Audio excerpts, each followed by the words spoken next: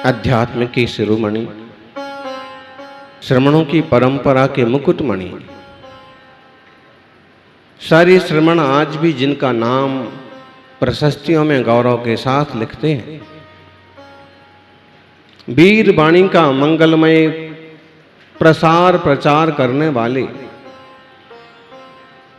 विदेह में जाके सिमंदर स्वामी का दर्शन पाने वाले, अद्भुत अद्वितीय आचार्य भगवंत कुंद कुंद स्वामी।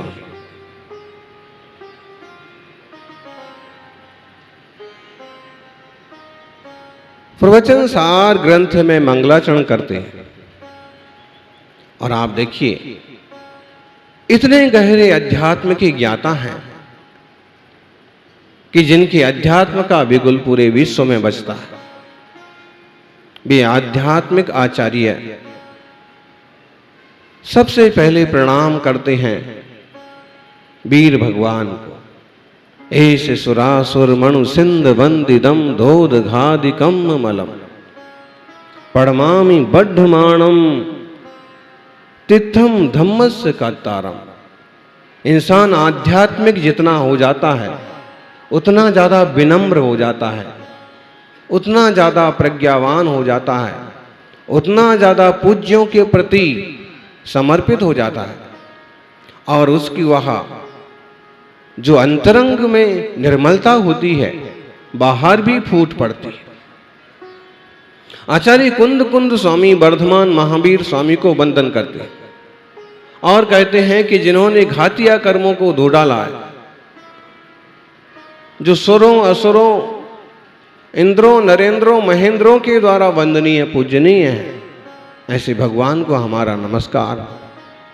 श्रावकों, प्रभु को वंदन करने के पीछे हमारा उद्देश्य मंदिर में रौनक रहे ये नहीं है। प्रभु का दर्शन करने का हमारा उद्देश्य ये नहीं है कि मंदिर बनाया है तो कुछ लोग तो जाना चाहिए, और ना ये उद्देश्य है अभिषेक करने का कि अगर हम अभिषेक ना करेंगे, पानी ना डालेंगे तो मूर्ति मैली हो जाएगी। अरे मूर्ति तो क्या मैली होगी, ज्ञानी तीर्थंकर जिनेश्वर की मूर्ति तो हमेशा हमेशा के लिए उजली हो गई। चैतन्य मूर्ति उनकी हमेशा हमेशा के लिए उजली हो गई, सिद्ध लोक में विराज गई। मैले तो हम हैं, हमारे भीतर का मैल धुल जाए इसलिए अभिषेक किया जाता है, पूजा की जाती है। कुंद कुंद स्वामी जैसे आध्यात्म के शिरोमणि आचार्य वंदन करते और केवल महावीर स्वामी को ही वंदन नहीं करते हैं, अपितु ऐस सुरासुर मणु सिंध वंदिदम धोध घादिकम अमलम पड़मामि बड्ढमाणम। वर्धमान को प्रणाम हो, जो हमेशा बढ़ते रहे, जिनके जन्म लेने से ही पूरे राज्य का पूरे राष्ट्र का विकास हुआ, सुख समृद्धियां बढ़ी, ऐसे वर्धमान महावीर स्वामी को वंदन हो।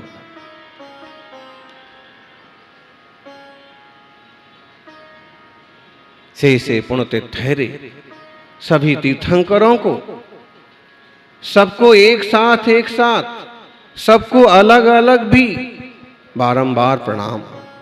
और तो और पंच परमेष्ठियों को भी वंदन किया, सभी सिद्धों को, जितने गणधर आचार्य भगवंत हैं उन सभी को, लोक में व्यापी अध्यापक वर्ग उपाध्याय परमेष्ठियों को और साधुओं को भी मेरा बारंबार नमस्कार हो।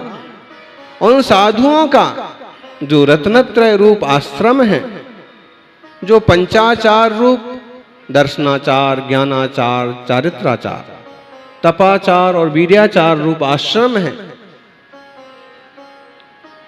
उस आश्रम को उपलब्ध होकर के मैं निरंतर आत्म भावना करता हूं, निरंतर साम्य भाव को प्राप्त होता हूं।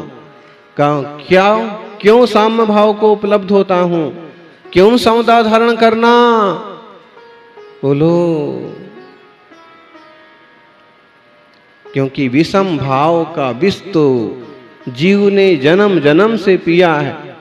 आत्मार्थियों, विषम भाव का विष तो, विषय कसायों का विष तो जीवात्मा ने जन्म जन्म से पी रखा है, लेकिन अध्यात्म का अमृत आज तक नहीं पिया। अगर वीर वाणी पे श्रद्धा करें, ज्ञान के दीप जलते चले जाएंगे। भगवान महावीर स्वामी की वाणी पर श्रद्धा करेंगे तो ज्ञान के दीप जलेंगे।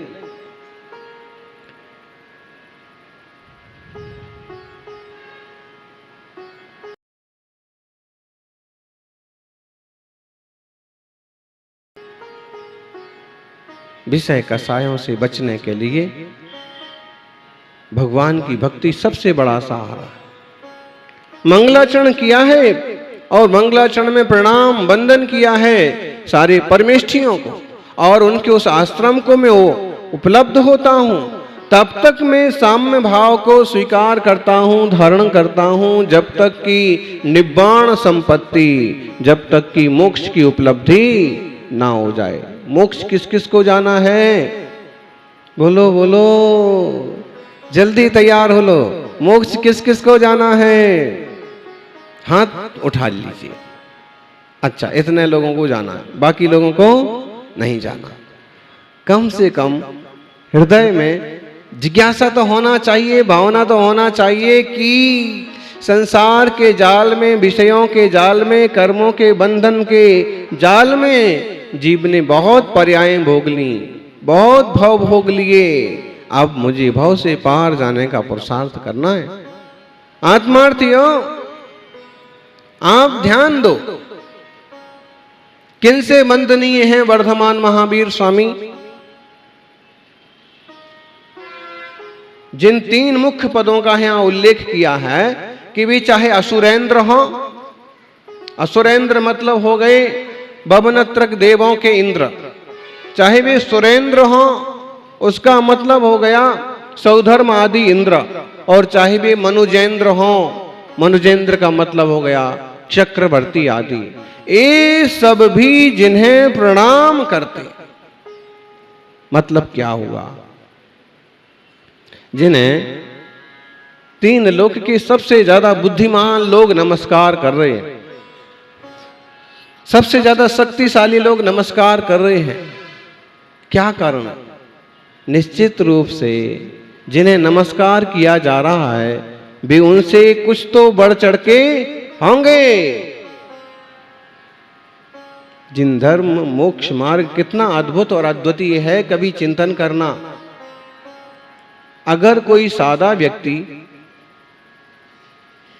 कपड़े निकाल करके घूमने लग जाए तो कहा जा सकता है कि पागल होगा, मूर्ख होगा। कोई दरिद्र अगर बिना वस्त्र का दिख जाए तो कह सकते हैं कि दरिद्र ही है। लेकिन जिनके पास 6 खंड की अद्भुत संपदा हो, जिनके पास अपूर्व वैभव हो, बड़ा लंबा चौड़ा परिवार हो, आज्ञा मानने वाले सैकड़ों राजा हों, देवता लोग भी जिनके दरबार में उपस्थित होते हों, ऐसे तीर्थंकर भी अगर सब कुछ छोड़ करके मुनि मुद्रा को स्वीकार करते हैं, इसका मतलब है कि मुनि मुद्रा से बड़ा दुनिया में कुछ नहीं है। आचार्य कुंद कुंद कहते हैं कि मैं उन मुनियों को भी प्रणाम करता हूं, वंदन करता हूं, जिन मुनिराजों ने रत्नत्रय रूप आश्रम का आश्रय स्वीकार किया। रत्नत्रय की चमक से जिनका आत्मा चमक रहा है, यानी चमड़ी के चमकने से कोई चमक नहीं जाता है, और चमड़ी की चमक तो थोड़े दिन की होती है, लेकिन चारित्र की चमक हमेशा हमेशा के लिए होती है। जिनके पास चारित्र की चमक है, ऐसे मुनियों को हमारा वंदन। एक बड़े आचार्य जिन्हें आत्मा का, पर पदार्थों का पूरी तरह से निर्णय है, समय सार जैसे ग्रंथ के जो रचयिता हैं, वे आचार्य भी वंदन कर रहे हैं पंच परमेष्ठियों का। आप देखिए, लोक में कुछ ऐसे भी लोग मिल जाएंगे कि अगर वो समय सार का स्वाध्याय कर लें तो कहो मंदिर जाना भी छोड़ दें, मुनि संघों में जाना छोड़ दें। समय सार ही सिखाता है क्या? जिनवाणी तो आत्म कल्याण का मार्ग दिखाती है, सिखाती है। ये तो ऐसी बात हो गई। तपस्वी सम्राट सन्मति सागर जी गुरुदेव के पास जब उनका यहाँ चतुर्मास हुआ था, तब उस जमाने के अच्छे विद्वान नेमीचंद पाटनी और कभी कभी भारले जी अक्सर कर आते थे। एक दिन महाराज जी ने पूछ लिया कि पंडित जी, कुछ लोगों की हालत यह है कि समय सार पढ़ने के बाद अभिषेक छोड़ देते, पड़गाहन बंद कर देते हैं, उनकी धार्मिक क्रियाएं छूट जाती हैं, केवल पढ़ने में लग जाते हैं। तो क्या समय सार पढ़ने से ऐसा होता है? तब उन्होंने जवाब दिया कि गुरुदेव, समय सार तो शुद्ध आत्मा का स्वरूप का बोध कराता है, सन्मार्ग से भटकाता नहीं है। ये बात तो ऐसी हो गई कि अगर अमृत जो होता है, अमृत तो जिलाने वाला होता है, मुर्दे में भी जान आ जाए, अमृत तो अमर करने वाला होता है। ये बात तो ऐसी हो गई कि कोई व्यक्ति यदि अमृत पी के मर जाए तो उसमें अमृत का तो कोई दोष नहीं। जिनवाणी का, समय सार का कोई दोष नहीं है। ये लोगों की अपनी बुद्धि का दोष है, अपनी सोच का दोष है। लोक के सारे साधु परमेष्ठियों को मैं वंदन करता हूं। आज आप देखिए लोगों की मान्यताएं कितने तरह की हो गई। हम आपको कहते हैं कि केवल सुनील सागर को वंदन नहीं करना है, केवल सन्मति सागर जी को वंदन नहीं करना है, केवल विद्यासागर जी को वंदन नहीं करना है, केवल विद्यानंद जी को वंदन नहीं करना है, अपितु लोक में जितने उत्तम व्रतधारी मुनिराज विराजमान हैं सभी को बारंबार नमस्कार। 3 कम 9 करोड़ मुनिराज। और कई बार लोग ऐसे व्यक्तिवादी हो जाते हैं कि अमुक साधु को, अमुक व्यक्ति को छोड़ करके हम वंदन नहीं कर सकते। अरे भाई, तुम व्यक्तिवादी हो कि परमेष्ठिवादी हो? पंच परमेष्ठियों के पूजक हो कि व्यक्ति विशेष के पूजक हो? बोलो भाई, हमें तो सोने से मतलब है। चाय कौन कौन पीता है? चाय कौन कौन पीता है? देखिए, अभी जब हमने पूछा था मोक्ष कौन कौन जाना चाहते तो कम हाथ उठे थे, और चाय कौन कौन पीता है तो ज्यादा हाथ उठ गए। आप कितने भी हाथ उठाओ, हम कोई चाय की व्यवस्था करवाने वाले नहीं हैं। सिर्फ पूछा इसलिए कि चाय कौन कौन पीते हैं। आप पीते हैं और वास्तव में तो नहीं पीना चाहिए, लेकिन फिर भी उसको बहुत ज्यादा निषेध भी नहीं किया है। अब चाय पीते हैं आप, कौन सी कंपनी की पीते हैं? कौन सी कंपनी की पीते हैं? हाँ, अब कई लोगों का शौक हो जाता है कि जैसे वो किसी एक चीज से बंध जाते हैं कि भाई हमको तो अमुक ही चाहिए और अमुक कंपनी चाहिए, अमुक लेबल होगा, वही वाला पैकेट खरीद के लाना है? लेकिन ध्यान रखना, चाय के ऊपर लेबल किसी भी कंपनी का लगा हो, लेकिन चाय सबकी सब आती कहां से है? आसाम से। ऐसे ही साधु के ऊपर, मुनि के ऊपर किन्हीं गुरु का और लोगों के द्वारा किन्हीं पंथ का लेबल लगाया गया हो, लेकिन सबके सब मुनियों के पास जो ज्ञान आता है वो भगवान महावीर स्वामी से ही आता है, जिनवाणी से ही आता है। तो आप सिर्फ कंपनी मत देखते रहना, चाय का स्वाद लेना।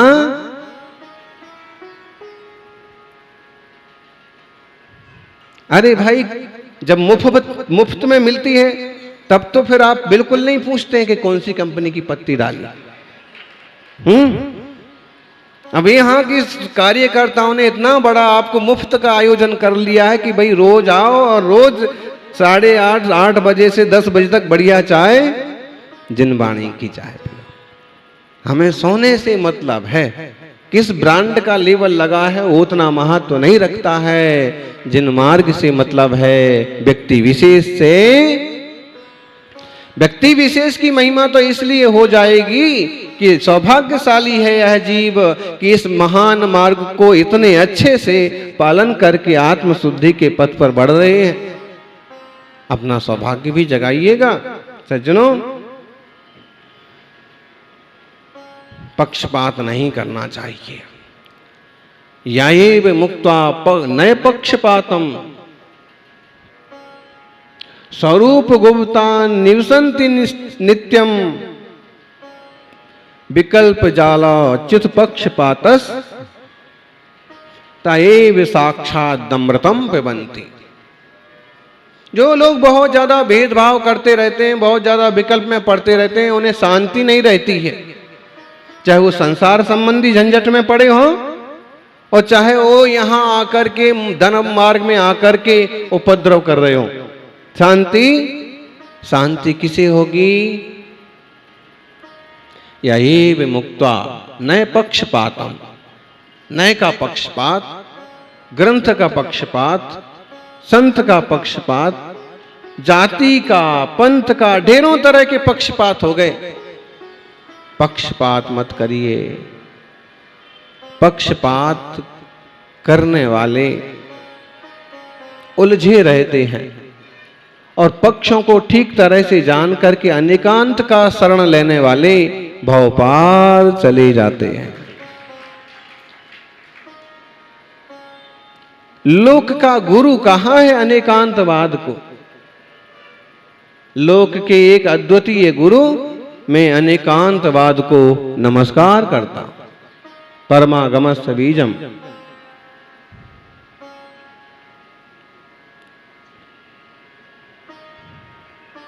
संकल्प विकल्प का जाल चलता रहता है।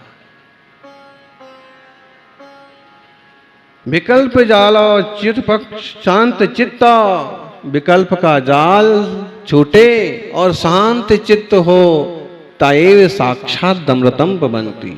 वह अमृत पीते हैं। आप लोग क्या पीते हैं? चाय पीना छोड़ो, दूध पीना चालू करो।